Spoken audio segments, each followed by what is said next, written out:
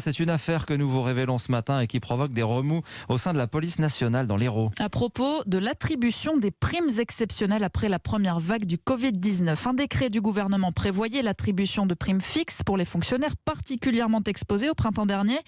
Mais à Montpellier, le directeur de la sécurité publique a décidé de répartir ces primes et leur montant à sa manière.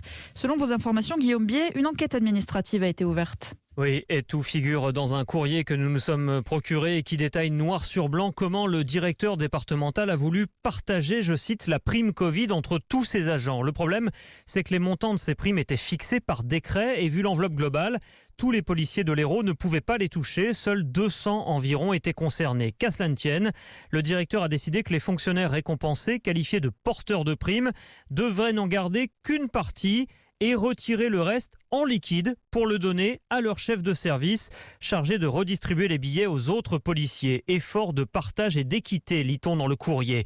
Résultat, au lieu des 1 000 € versés, certains ont dû se contenter de 115 ou 225 selon qu'ils travaillaient de jour ou de nuit durant le premier confinement. Un micmac d'argent liquide en dehors de toute règle. Alors, inespéré pour ceux qui n'auraient rien touché sinon, d'autres lésés ont beaucoup moins apprécié. Plusieurs policiers ont même refusé ces espèces. Bref, tout ça est remonté aux oreilles de la direction centrale, enquête administrative ouverte. Le directeur départemental que nous avons joint assume et parle d'une non-affaire dont il va tout de même devoir s'expliquer devant sa hiérarchie.